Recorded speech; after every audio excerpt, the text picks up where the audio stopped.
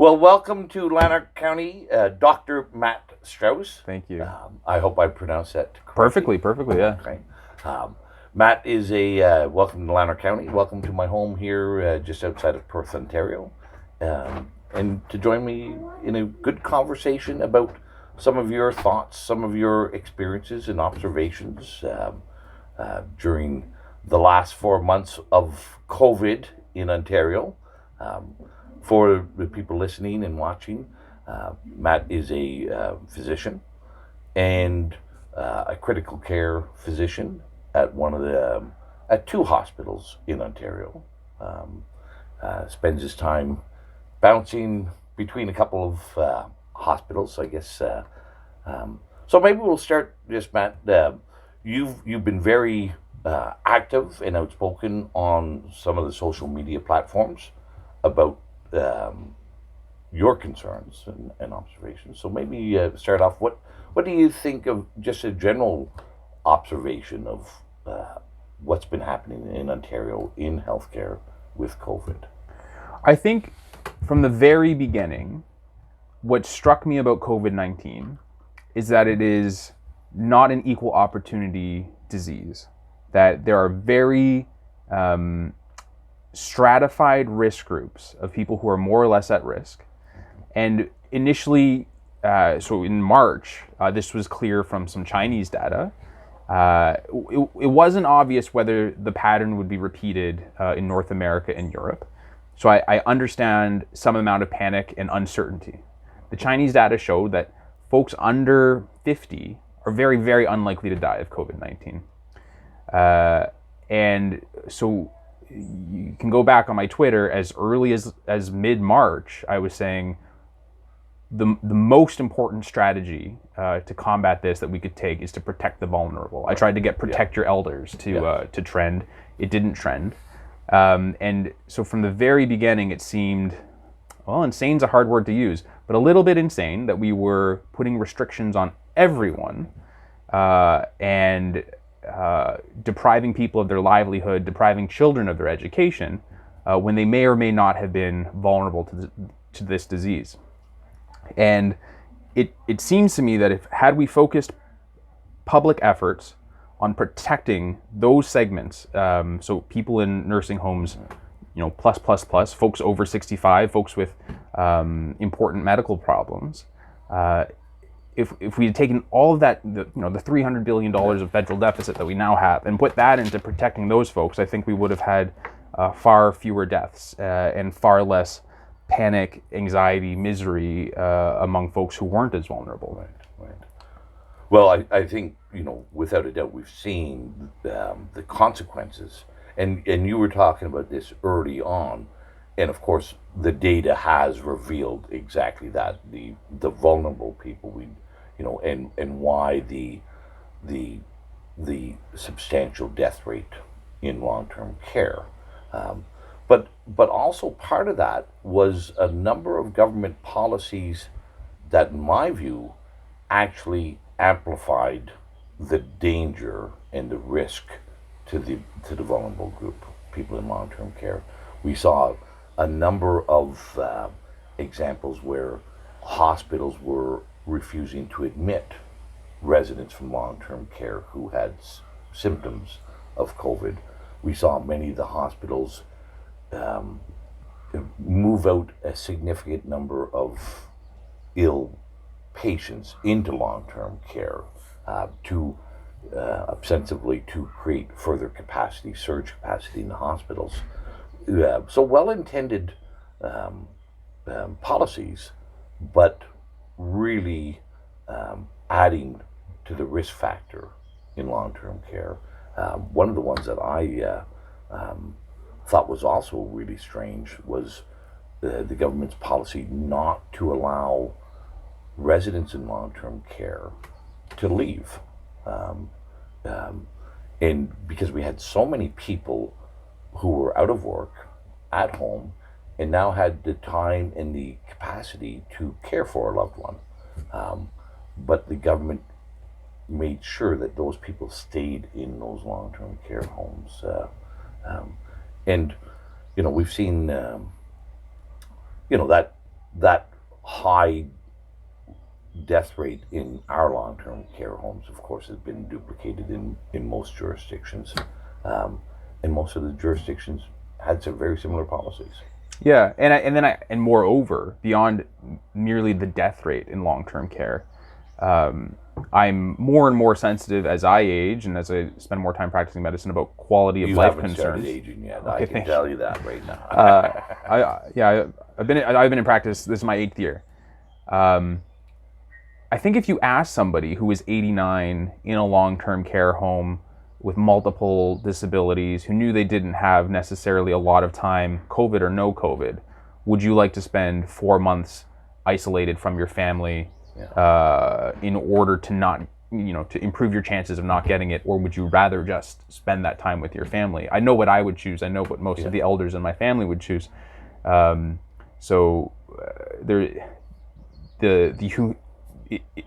In a lot of cases, it has been inhumane what elders have gone through. I absolutely agree, and I think that is probably the single greatest contributing factor to what has happened. Is elderly people with possibly many illnesses or multiple illnesses, and then being prevented from seeing their loved ones, being prevented from being comforted with loved ones, being isolated, and also being having such a level of fear generated into them over this COVID, and we know that fear is not it's not something that it's not good for you. It does a lot of things to your body, does a lot of things to your mind, and you're not meant to live in fear. Fear ought to be very momentary, and it can't. And if you're in a fearful state, your health is going to be poor. Yeah, and I will say I have seen that. I have seen folks, some elders mainly, who have come to hospital. It used to be this political consideration in my specialty of internal medicine. Not to say that somebody is being admitted to the hospital because they failed to cope, because that sounds like you've placed the onus on them. But we've never found a good term for someone who doesn't have something that's doesn't have a disease that we can biopsy or grow in the lab, but where life is just not working out for them, where they're not feeding themselves, they're not taking their medications, they're not able to bathe and get dressed, and now they need to come into hospital. And I've seen many folks who that's sort of the situation they wound up in, where they end up in hospital dehydrated or starved, because the folks who used to come check on them, their friendly neighbors or their cousin or their or whatever, just weren't able to maintain that connection that was a humongous part of health. Right. And so they've wound up. One case springs to mind. I'd never seen catatonic depression before. It's something I've only read about, but you have to. What is catatonic depression for? When someone is so depressed that they are paralyzed, basically, where they won't open their eyes. Right. So I've seen a case of that in a man who had been shut in for months and months and was too afraid to go out and lost all social connection and therefore hope. Right. Just last week, I admitted someone to hospital who in their 90s who appeared to be starving. Right. So there's so much more to health than not getting COVID-19, and we've let a lot of that fall by the wayside. Well, that's one of the things that has struck me as irrational. That everybody is fixated and focused. That there is only one thing that, as individuals and as society, we can concentrate on and focus on, and that's COVID. And we've essentially just have dismissed all other healthcare concerns as at best secondary, but in other cases just unimportant, or doesn't fit in the ranking scale. Like I saw a story out of Ottawa this week where the eye clinic has been closed. It's going to remain closed. They don't see a way to open the eye clinic. This is at the old Riverside Hospital in Ottawa. They do about 10,000 procedures each year there, and they're not doing procedures. And people, we know a lot of those procedures, if not done, the eyesight degenerates, continues to degenerate until people are blind. But we're saying that is it's we can't do those things these days. And I think just for the people listening as well, and you may not be aware of this, but maybe you are. But in this area, which the two health units, the Kingston Frontenac, Lennox and Addington Health Unit, and the Lanark, Leeds and Grenville Health Unit, we have a population of 400,000 people. Mm-hmm. Outside of the 49 deaths that occurred in long-term care homes, we've had 3 other deaths in that population of 400,000 people. And the average age of those 3 people was 86. And it just astonishes me that we would deprive all these other people of health care, really underutilize our healthcare resources, and people like yourself and many others, and all the family physicians that are closed, shut down our education system, shut down all social interactions between people, and for that level of consequence.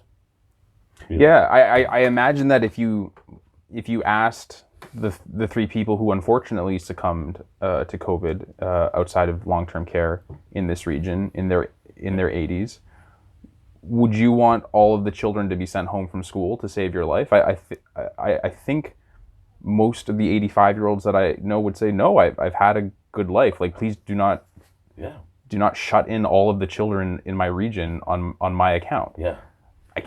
Not to put words in anyone's mouth, but death is part of life. Yeah. And maybe that's a morbid thing to say, but it's part of my work. Yeah, but I do think there's been some sort of distortion and warping of our sense of mortality and our sense of risk and a hyper prioritizing of caution. But yeah, we are mortal. We are not immortal. And I hope to make it to 86. That's beyond the average life expectancy, which is 82. But I would not want to see everybody else's lives diminished and less rewarding and less learning and less interactions. So I might have another month or 2. That would be certainly unfair. But so we've seen this in your practice, and also interesting that you've seen these observations, these like catatonic depression you just expressed.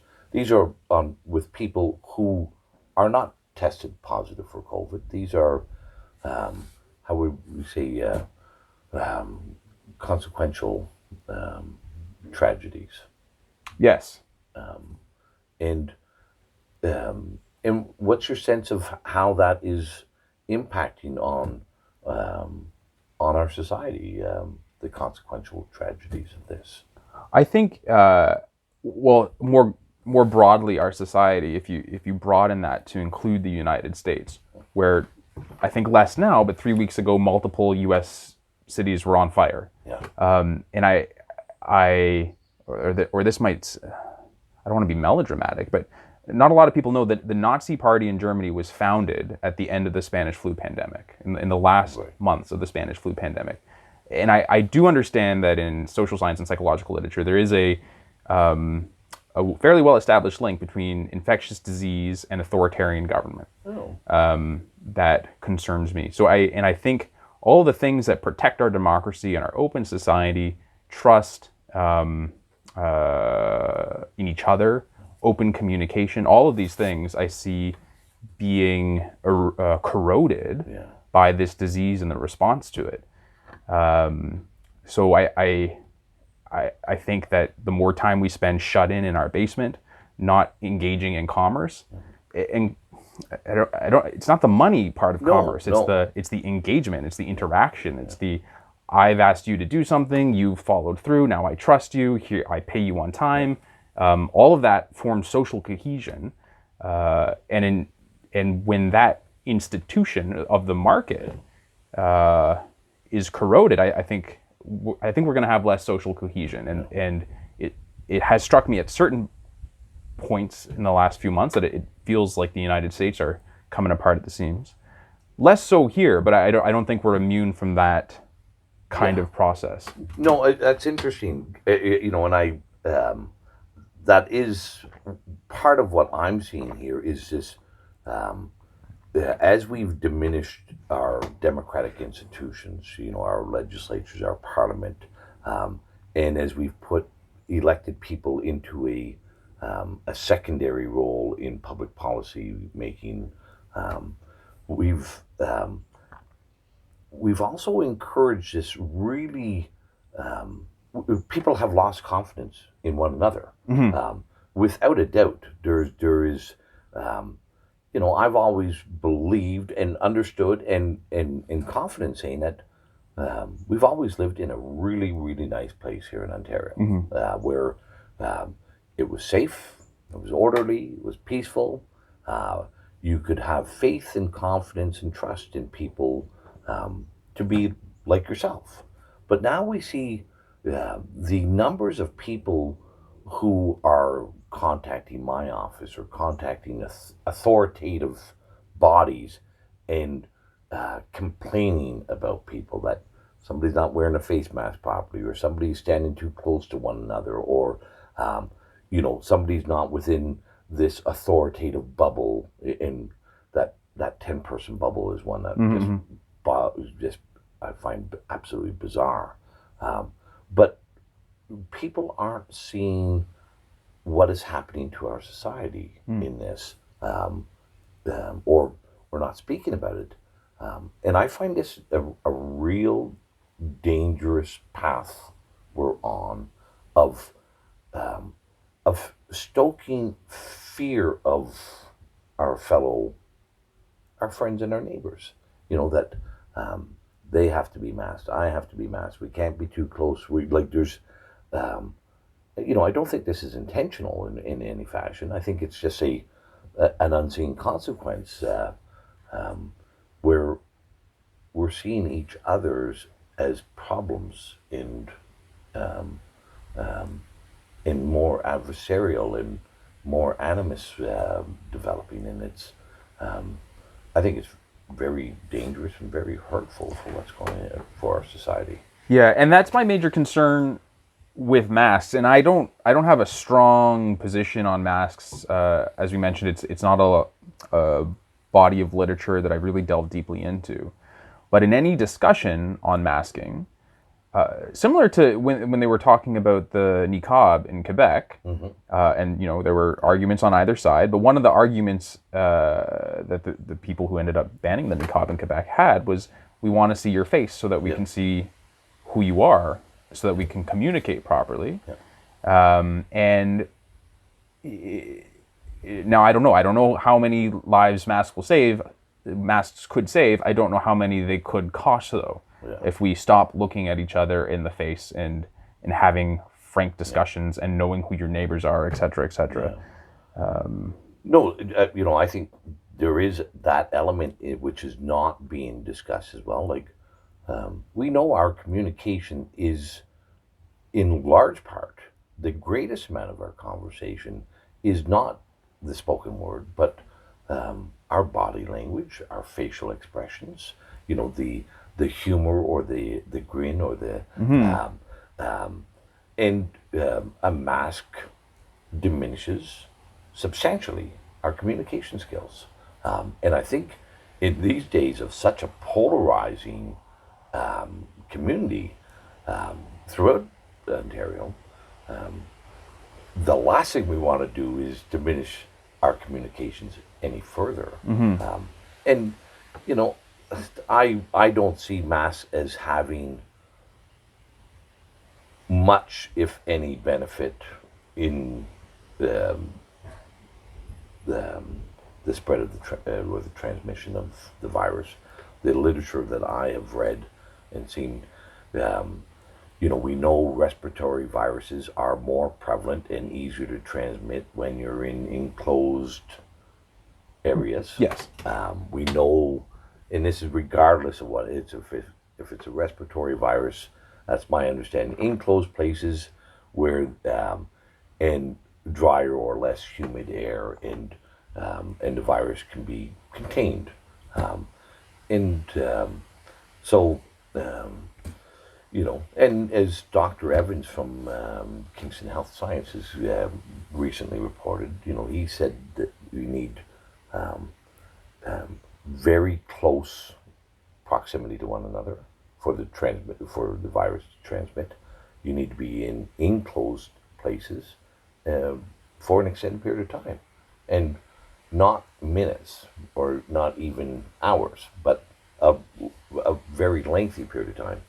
And that's consistent with what we've seen also, where the disease was most prevalent. Long-term care, people in confined places. Long-term care, homeless shelters, prisons, meat packing plants, other kind of factory type environments where you're working Yeah. across from someone for 8 hours. Even cruise ships. In households, yeah. Yeah. So that all makes sense. But But going back, but the lack of communication is, I used to work on many job sites. Previously, I was an electrician. The ability to communicate clearly as an electrician is really, really important. Okay? And and I've seen fatalities on the job site because poor communication. And being electrocuted is not a pretty sight for anybody to see.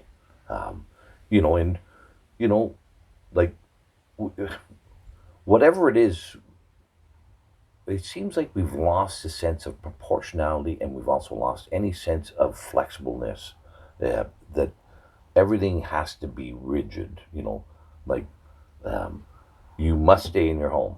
You must wear a mask. You must not have more than 10 people. Like we've lost our sense of people being able to exercise their judgment during COVID, and that it's inappropriate. It's unfashionable. It's wrong. It's dangerous for people to exercise their judgment.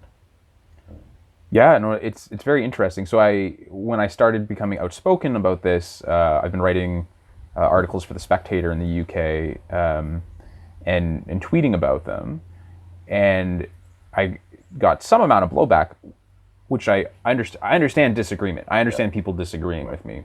That's healthy, fine. I love it. I had a number of people say, you have to stop. You have to stop talking about this. We all have to be pulling in the same direction. We all have to have a consistent message. And it's like, well, but there's no consistent opinion.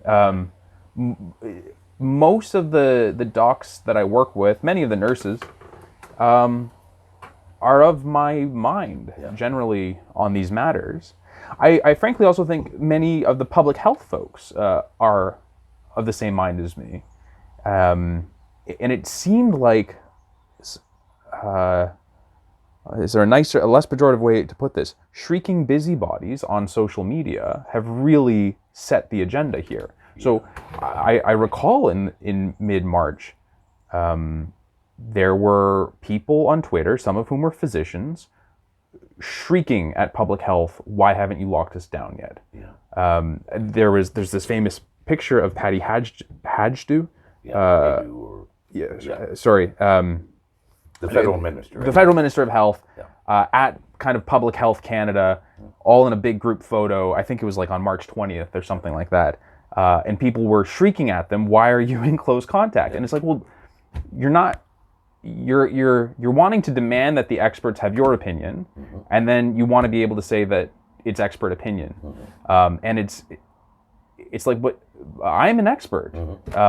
I did a podcast with one of my best friends who's a professor of mathematics, going over some of the modeling, the statistical modeling, and all the errors therein, and folks trying to deplatform us because we don't have expertise. I'm like, this doesn't make sense. We're both professors at universities. Yeah.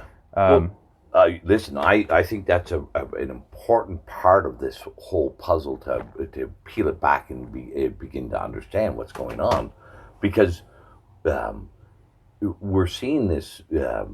Our institutions of democracy, whether they be education, whether it be healthcare, whether it be legislative, whether it be police enforcement, those institutions, I think, have really failed us in this point by delivering that blowback to the people who make up those institutions, and suppressing or making it uncomfortable at a minimum for people to have and express a contrary opinion or a contrary perspective. And this is you mentioned that they're being driven by the shrill social media mob, and I think that's very true. That we have we've cultivated such a level of fear within a certain demographic, and everybody is fearful of that fearful mob.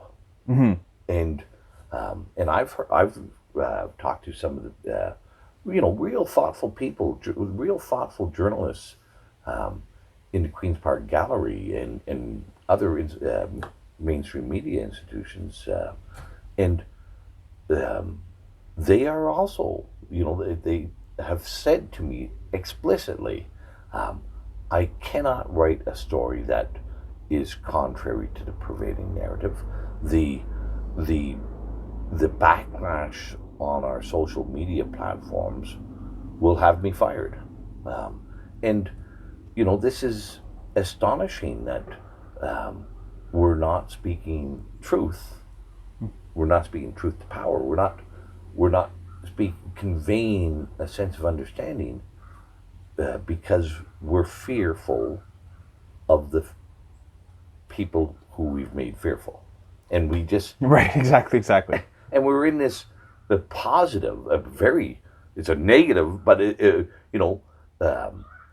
it's a positive feedback loop where we have a very significant number of people who are very fearful, and the media, public health, government are all doing further things to try to appease the fearful mob, without understanding that what they're doing is actually instilling more fear. Yes. And it's, and this is one of the problems that I see is, how do we get out of this awful feedback loop that we're in?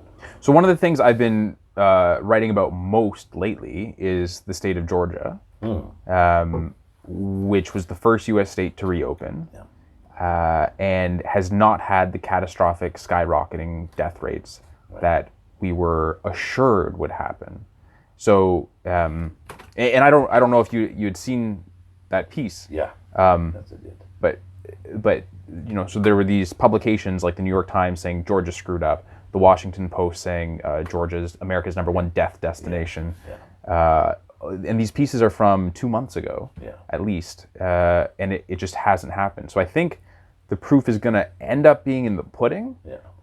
It's going to take a while to disseminate this information, but when it turns out that Georgia and Texas and Florida, sure their cases are upticking, but the death rates are not going anywhere near what they were in New York or in Montreal for that matter. I think eventually the dust has to settle, and some folks are going to have to climb down from the trees they've climbed up. Well, those, of course, that's the media are love notoriety, and they love headlines that. Yeah, if it bleeds, it leads. Yeah. Yeah, but that's one of the things that I've been looking at, when I've looked at these skyrocketing numbers, you look at the headlines, the death destinations, etc. But what was pretty clear to me, it was the death rates were declining. Hospitalization rates were not; they were declining as well, and this has been even more evident as time goes on, and a greater number of people who are younger who have tested positive for COVID, who don't require hospitalization, who aren't going to die from it, who, in many cases, have very few, if any, symptoms, or The majority ailments. of them have no symptoms. Yeah, yeah. So I this is very scandalous to say, or I hesitate to say it without having, Yeah. being able to point to my writings where I've developed more. But it is probably a good thing if young people get COVID and are asymptomatic, because they are contributing to herd immunity. Yeah. And I still think it is more likely than not that herd immunity is how we're going to end up getting out of here. And it seems there was an Oxford University paper published just a couple days ago. Yes, I saw that. That conjectures that the UK has already reached herd immunity. Right. So it's been my belief that if you could get young, healthy people to be immune to it, contribute to herd immunity, while isolating, protecting the vulnerable, that would be the cleanest, simplest way out of here. Well, this is where it seems like we've put these magical properties into COVID. And I don't want to sound facetious here or not, but we know what the general properties are of viruses, of respiratory viruses, of coronaviruses. More and more evidence is being revealed. It's showing us that this virus is not the lethal killer that we thought it might be. It's certainly harmful, certainly tragic, and has fatalities to it. But as we go on, we don't recognize that we just have to put more restrictions on. And we've seen it down in places like New Zealand and Melbourne, Australia, where healthy people are locked up in their apartment buildings for weeks on time. And people trying to escape, healthy people trying to escape quarantines. And we get all these mixed messages without it as well. In Ontario, yesterday we went to stage 3, and that's it's an easy phrase to state. It's not an easy phrase to explain what it means, but the general expectation of that is that we have greater ability to interact, greater ability for economic interactions, social interactions, and that things are not as dangerous. But the same week we do that, we make masks mandatory. Okay, which one is it? Is things getting worse? Are things getting better? But there's one other subject I wanted to talk to you, and that is this. How many people have died in Ontario this year, and is it different? Is it substantially different? Is there any difference between the number of people who have died in Ontario this year, or Canada, as any other year? I do not have those statistics at top of mind. No. It's interesting to look into. So there are I will say there are several jurisdictions where excess mortality has increased substantially. I know I recently saw a JAMA paper, like Journal of the American Medical Association, showing that in many U.S. states and obviously in New York, excess mortality has skyrocketed. What will be interesting to see is where we end up at the end of the year. Yeah. So in a number of jurisdictions in Europe. I've recently seen numbers. I think like Switzerland, maybe Belgium. There was a spike in excess mortality, and they're now under where they were. Yeah. And I think there's this very morbid phrase in epidemiology called the early harvest effect, where a number of people who died were perhaps not going to make it to the end of the year, COVID or not. Yeah. So if COVID is a thing kind of pushing you over the edge, one might imagine if all the people who are going to die in the next 6 months die in 1 month, then you'll have this very high peak in excess mortality, but not exactly a not difference for the year. over the year. Yeah. And that's I understand. I've been speaking to a few people, and Ontario is one of the few jurisdictions in Canada and in the Western world where these all-cause mortality figures are not available. In Ontario, we don't release them, so it's not surprising that you haven't seen the data. Okay, good. You caught me flat-footed. Because they're not public, but they are public in other jurisdictions, and that's what has been demonstrated is the all-cause mortality is relatively the same.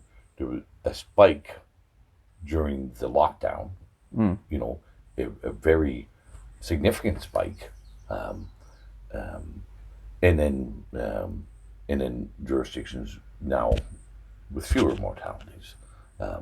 So it's certainly one can postulate, one can theorize that there was that accelerated death rate for a period of time during the lockdowns. But what we won't know, or I want to say we'll never know, maybe we'll be able to parse it out, maybe we won't.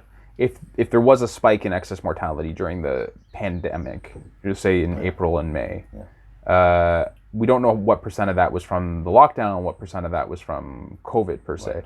In that JAMA paper I was discussing, about a third of the excess mortality, I think in April and May in the United States, was not confirmed to be COVID, that there was no positive COVID test attached to that death. We don't know if that's because the person was not tested, or if it's because something about the lockdown offed them. Right. And I described all the myriad ways. I didn't describe all of them, but suicide is an issue. Domestic violence has been an issue. Substance abuse as a result of desperation, or in some cases boredom, have all been issues. So and in terms of economic desperation and deprivation, it may not be that we see those deaths for years to come. Right. If I spent 10 years building my business and now it's gone, I might not die of that tomorrow. But my health may not be what it was, what it would have been 5 years ago if I was a successful businessman versus a bankruptee. Yeah. No, there's a bunch of those. I know just from my own observations and in the riding where I represent, we saw a real significant increase in fentanyl deaths in April and May, and that was a definite spike. That was not, and I attribute that in many cases, I'll paint this picture. Drug addictions are a problem in society. Sure. Okay, and there are people who work hard to beat their addictions and go to rehab centers, etc. But in March, we closed all the rehab centers.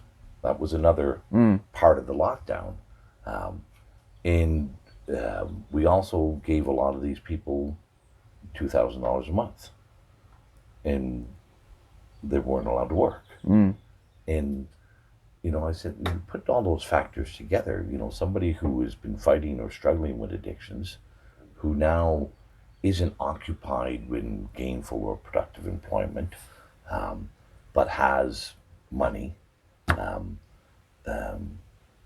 how many people relapsed out of this lockdown, and how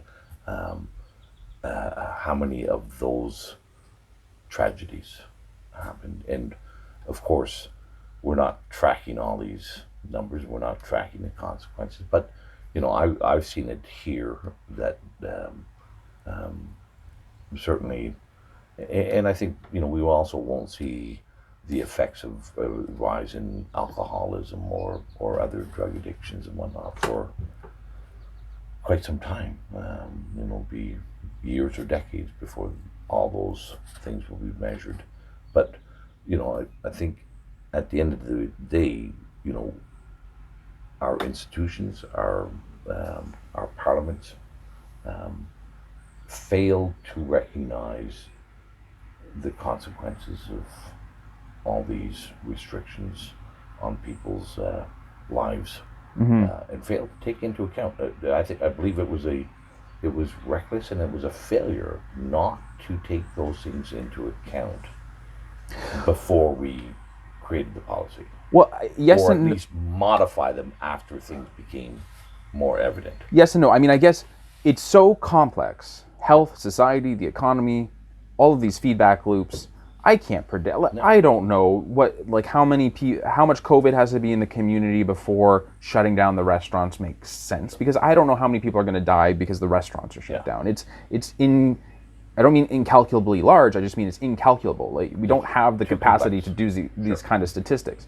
But just recognizing that it's complex and that it's nuanced and that there's known unknowns and unknown unknowns, and then saying, I can't figure it out, whether I'm the premier or the prime minister or the chief medical officer of health, having the humility to say, I can't account for all of these incalculables.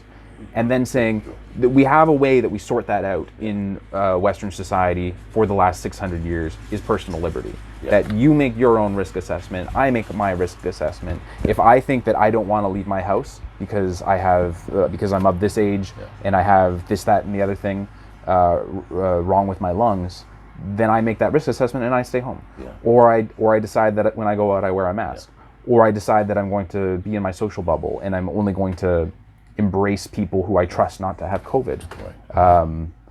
Right.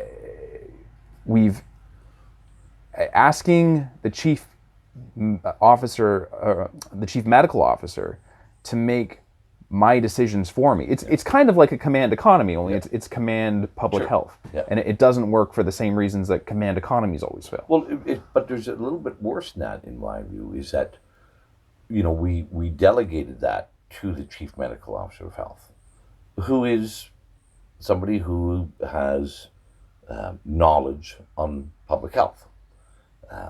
It would be absolutely fatal and wrong to expect that person to understand economic interactions, to understand educational interactions, to understand any of those other complexities that you were talking about. Really, that's what the political form is to do, is to understand the complexities of society and to understand the perspectives and regional perspectives. And I think you made a statement that is spot on. For over 600 years, we've known how to deal with crises through our parliaments and through our individual freedoms, and all these things have worked for a long, long time. And we seem to have thought it won't work this time, and that we have to have that command and control from a singular perspective. And I almost wonder, this is rank speculation, but you've just made me think of it. I wonder if it's because the virus started in Wuhan, and the Chinese Communist Party were the first people to write the book on this is how you deal with this particular virus. And I wonder if that's how we kind of reflexively fell back on a very authoritarian way of dealing with it. And in some sense, the results of the Wuhan public health measures were very impressive, right? They built those 2 hospitals in a week, and the numbers seem to collapse quickly. Yeah. But we don't know how trustworthy those numbers are, and we're also not going to weld people's doors shut. Yeah. So it seems like trying to graft on that authoritarian response. Yeah, hasn't. I think definitely. I'll have to. You call it brain speculation. I'll go maybe a little farther. Like, why we were so willing to accept the information and trust the information coming out of communist China on this virus, which we subsequently learned was either incorrect or misinformation or absolutely wrong information. But we seem to be absolutely willing to put our complete faith and confidence and trust in the information coming out of communist China on this virus. And, I just, this is not, this is not an extreme right-wing position or whatever you might want to say. I don't trust communist regimes. Yes. I don't trust them to be truthful. I don't trust them in their honesty. I know if you're a Uyghur or a Falun Gong or in Hong Kong, there's many people who have first-hand experience and they don't trust.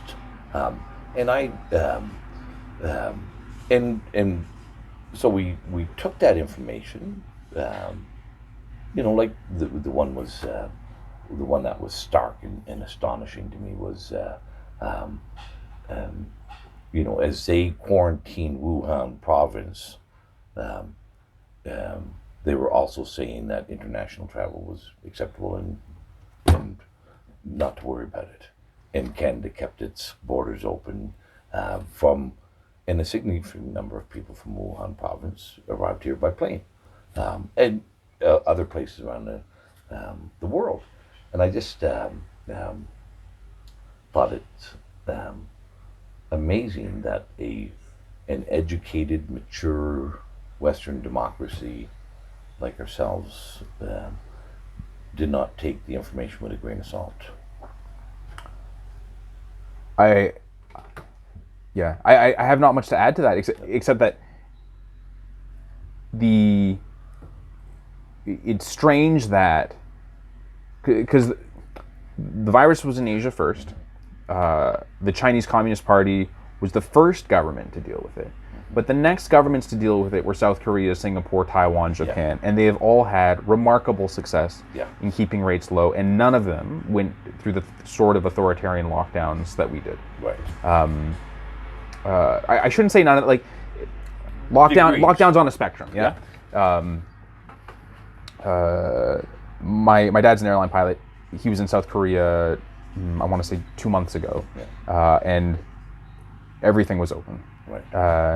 So it is strange that there were 2 early models, the democratic Asian nations and the communist, the large communist Chinese nation, and it is strange that we seem to have taken our cues from China rather than from South Korea and Japan. Right. There's one other topic I'd just like to ask you about, and that is, we've seen significant differences in death rates and or death fatalities throughout the world with this virus. Everybody will remember the early and significant numbers from Italy and Iran and various places, and we haven't seen that sort of outcome here in Canada. I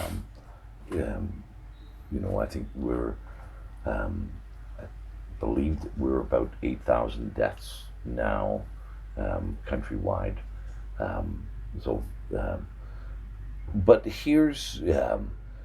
But we were seeing these big numbers coming out of some of these countries early, and I think that helped elevate or put the recognition that this was an extremely virulent virus. This is something that was really, really lethal. Um, and it seems to me that we have lost sight of the health of the jurisdiction, the health of the people in the jurisdiction, and now that was related to the lethality of the virus. So, if I give this example, Canada is a prosperous, healthy nation as a rule. Like we have good our social determinants of health are all there. We have universal health care. We have a well-educated population. We have a good standard of living. All those things, So, as an aggregate, our immune levels individually are probably pretty high compared to anywhere else in the world, or at least in the upper tier. And I don't know if I could say the same thing for Iran, for example. And I don't know even if I could say the same thing for Italy. It's an older demographic, a much older demographic, and we know elderly people don't have as robust an immune system. Um, um, and I'm not an expert on various countries of the world, but there are differences between countries. And some countries, I think, have a overall better health and therefore an overall better immune response to the virus. On the general point that the health of the society is going to be helpful, I certainly can't disagree. I guess it's easy to get into weeds, right? Because I don't, like, you want to talk about trusting numbers from communist China.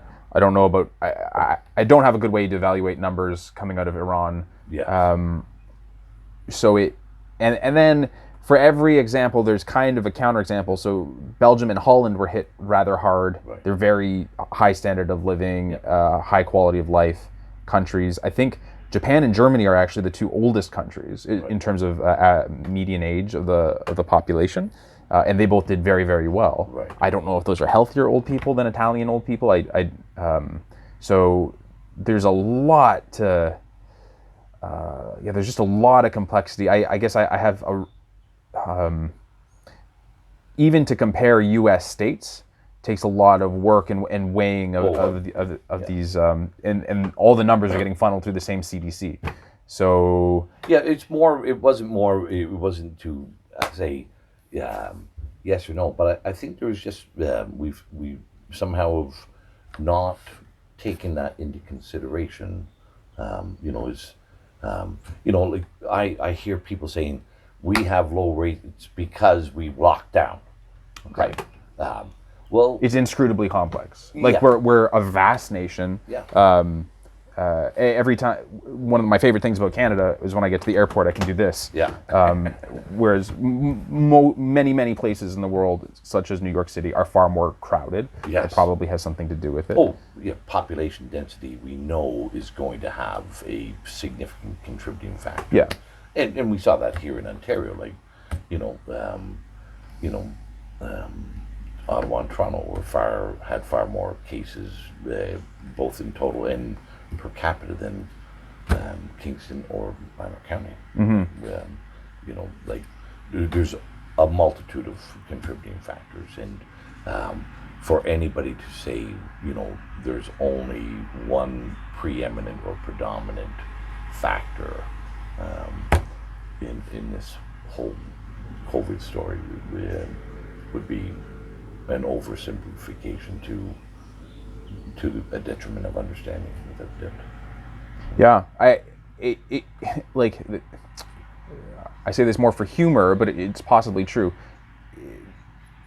It seems to me that countries in Europe where people greet each other with kisses on the cheek were hit harder, and that doesn't show up in the statistics, right? There's no world ranking of countries by how often do you kiss people on the cheek. No, but that I remember saying that back in March.